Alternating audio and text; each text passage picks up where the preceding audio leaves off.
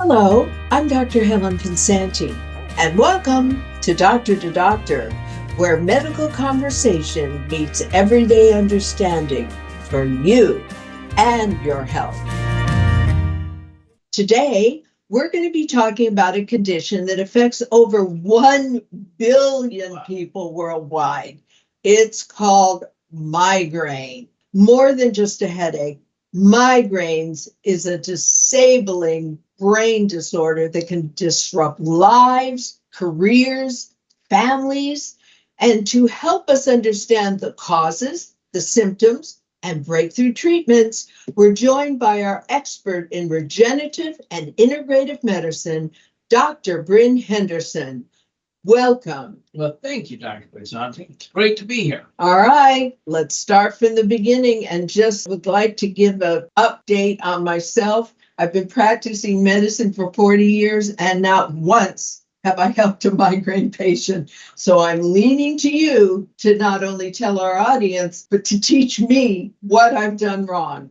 Well, thank you. A migraine is not just a bad headache. It's a brain disorder that affects how the brain processes pain and sensory input. People with migraines often feel a throbbing pain on one side of their head, along with nausea, vomiting, and sensitivity to light and sound. Now, some even see flashing lights or feel tingling before the headache starts. That is called an aura. A typical migraine can last from 4 hours to 3 days.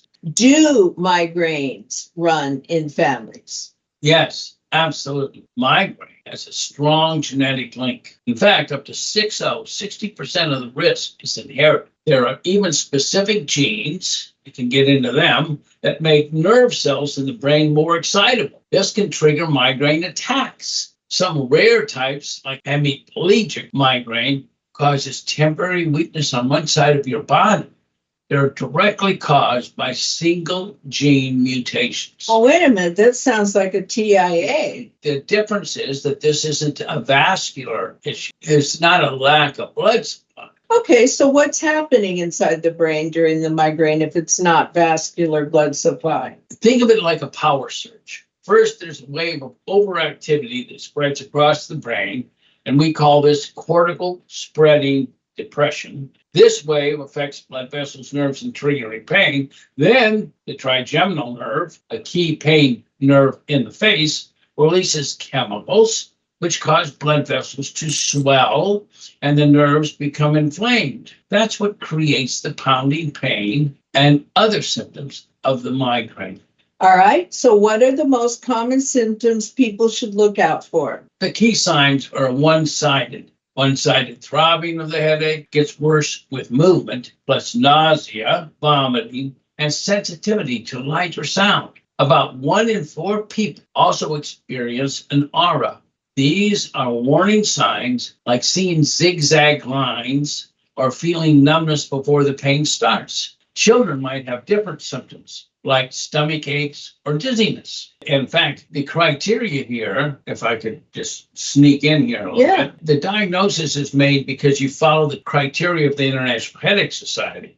A patient needs all these little rules. The patient needs at least 5 attacks lasting 4 hours to 72 with specific features: pulsating pain, nausea, light sensitivity, and you have to rule out other causes. You can't have facets that are not related to migraines. The tools like the Midas score and other things are diaries that keep track of severity and frequency of the pain. Well, you know, I'm going to ask you, what is the Midas score? I could have guessed you're going to ask the Midas score. And the Midas score is an international migraine disability assessment score. It's a numerical value that represents the level of disability caused by the headaches, particularly over a 3-month period. So it was derived from a questionnaire that assessed the impact of headaches on various activities like work and school and household chores. It's extensive. It's very Okay. All right. So it's something the patient does when they come into your office. That's and right. Fills it out. Okay. So are there different types of migraine? Yes, ma'am. The most common are migraine without an aura, just the headache, Uh-huh. and then migraine with an aura that includes visual or sensory changes, then a vestibular migraine, usually starting in the back part of the head, and then a chronic migraine, which happens 15 or more days a month. Can you imagine that? No, I cannot. I've never gotten a headache in my life, so I can't even identify with any of this.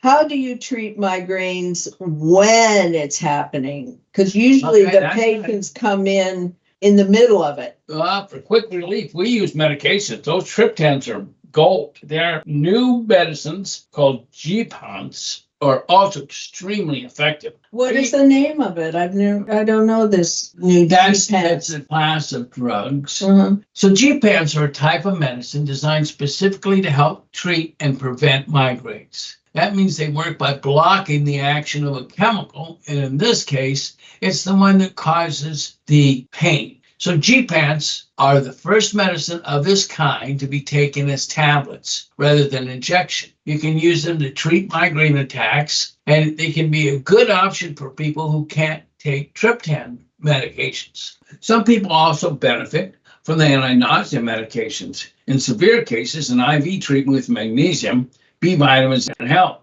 We always tailor the treatment to the severity and the frequency. We use intravenous therapies all the time in office, and we even have those that block migraines. When the patients come in, are they in the middle of the migraine or they're in the aura phase and they go, oh God, help me? Both. They're in either the aura or it's already coming on. But it is better to do prevention. So the frequent attacks these ladies get, I mean, can you imagine 15 days? Remember? No, I Oh cannot. my God, I that's horrible. cannot. So it's like there are some classes, beta blockers and antidepressants that help certain patients. And so you combine them. We actually are blessed because in our office, we have a certified pharmacist. And she has an advanced degree. So she's called an advanced pharmacist. So she compounds and anytime we have something this serious, we have the pharmacist help us right away. So there are also non-drug options. Lifestyle are powerful. So if you get regular sleep, drink enough water, a lot of patients are underhydrated. Manage stress. I think stress causes more than anybody's willing to admit. And avoid food triggers. If you know your food triggers, it's pretty important to avoid them. Many people don't know them. Looking at this, you should also consider transcranial stimulation, TMS therapies. What is TMS therapy? That's when you have a magnetic stimulation on the outside of the scalp that actually uses magnetic pulses to calm overactive areas of the brain. Interesting. Can someone have stem cells and have their migraines go away? Sure, we use regenerative cells. In fact, we start with exosomes because they're little teeny nanos. And you can sneak them right get into the limbic system, and then they stop the pain. So we begin with the peptides, add the exosomes, and if necessary, we drop on the regenerative cells, and then you can repair whatever the damage is. You make new cells. Okay, let's talk about traditional Chinese medicine. Is there acupuncture or something for migraines available? Absolutely. In fact, TCM has been treating migraine for centuries. Centuries, can you imagine? Yeah. Acupuncture along the meridians, like the gallbladder and the stomach channels, can reduce pain and rebalance. Again, all of TCM is balance. Getting the body back into balance helps a lot. There are also herbal formulas that have shown effective to reduce frequency and intensity of migraines. We often integrate these into holistic care plans, especially for patients who prefer a natural approach. Well, what about children? And how do you manage these children with migraines? Fascinating topic. Children show different symptoms. They're not just little adults. They might feel sick, dizzy, or just want to sleep. We use lower doses of medications like ibuprofen or nasal triptans, and we also encourage proper hydration, good sleep, and regular meals.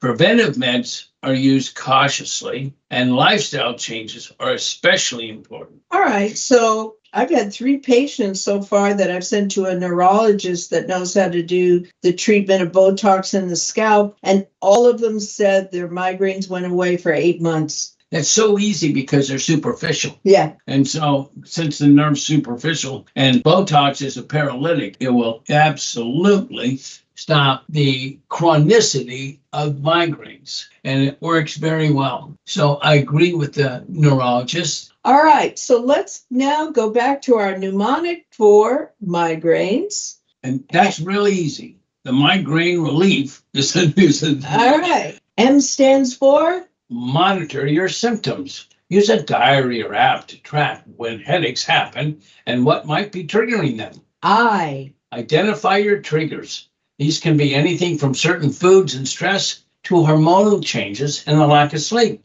G. Get your medications correct. Whether it's triptans, G-pans, or preventive shots, find the regime that works for you. R. Rest and recharge. Keep a regular sleep schedule. Both too little and too much sleep can trigger migraines. A. Avoid skipping meals. Eat at regular times. Skipping meals or fasting can bring on an attack. I. IV therapy can help enormously, especially in emergency settings. IV magnesium, B complex, vitamins can offer quick relief. N. Nurture your brain with supplements and nutrients like magnesium, riboflavin, and CoQ10, which helps to reduce attacks naturally. E. Exercise regularly. Light aerobic activity 3 to 5 times a week can reduce the number of migraines. R. Relax your mind. Stress is a common trigger. Practices like yoga, meditation, and therapy can be powerful tools. E. Explore new treatments. Ask your doctor about newer options like TMS, acupuncture, or even regenerative stem cell therapies. L. Limit pain medications. Overusing them can lead to rebound, a common issue in chronic migraine. I. Integrate holistic care. Traditional Chinese medicine and lifestyle habits can complement modern treatments. E. Evaluate your progress regularly. See your doctor every few months to adjust your plan and stay on track. F. Follow up consistently. Don't just wait for things to get worse. Be proactive. If you need to follow up every week, it leads to better long-term results. So yes, migraine can be tough, but it's also treatable. With the right tools, the right team, and the right mindset, you can take back control of your life and your migraines. Thank you so much, Dr. Henderson, for today's episode on migraines. With science, support, and smart care, there is hope.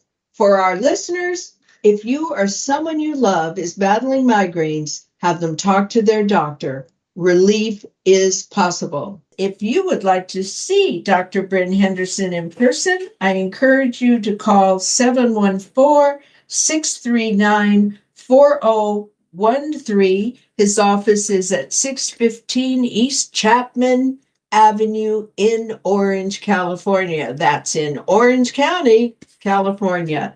And if you'd like to get in touch with me, go to my website, www.askdrhelen.com. That's www.askdrhelen.com. Until next time, I'm Dr. Helen PENSANTI. This is Doctor to Doctor, where real doctors share innovative information to bring hope to you for your health. Join us next time. Bye for now.